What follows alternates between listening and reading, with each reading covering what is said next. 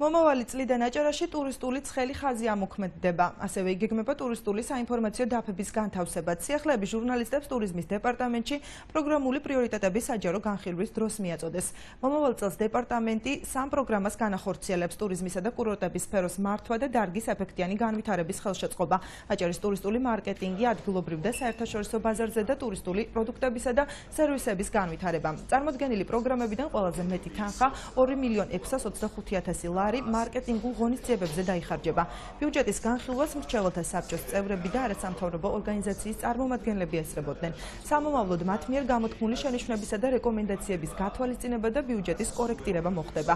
წელს დეპარტამენტის პროგრამული ბიუჯეტი გაზრდილია და საერთო ჯამში 5.299.000 ლარი. 2015 წელს გვექნება სამი ძირითადი პრიორიტეტი, სამი ძირითადი მიმართულება, რომელიც გულისხმობს ეს, რა თქმა უნდა, პირველ რიგში არის მარკეტინგი, როგორც შიდა, ასევე სამიზნე საერთაშორისო ბაზრებზე. ეს არის ტურისტული პროდუქტების და სერვისის განვითარება და ასევე მჭიდრო ურთიერთობა კერძო სექტორთან. ძირითადი თანხა, რა თქმა უნდა, როგორც წესი, ბიუჯეტის მოდის რეკლამირებაზე, ანუ მარკეტინგულ ღონისძიებებზე ჩვენს სამიზნე ბაზრებში და საქართველოში. პრიორიტეტები ვფიქრობ, რომ საკმაოდ კარგად არის გადანაწილებული. ეს ალბათ ეფუძნება აი იმ კვლევებს, რომლებიც აქამდე ჩაატარა ტურიზმის დეპარტამენტმა და უფრო ეფექტიანი წელი იქნება 2015 წელი და საინტერესო ტურისტებისათვის.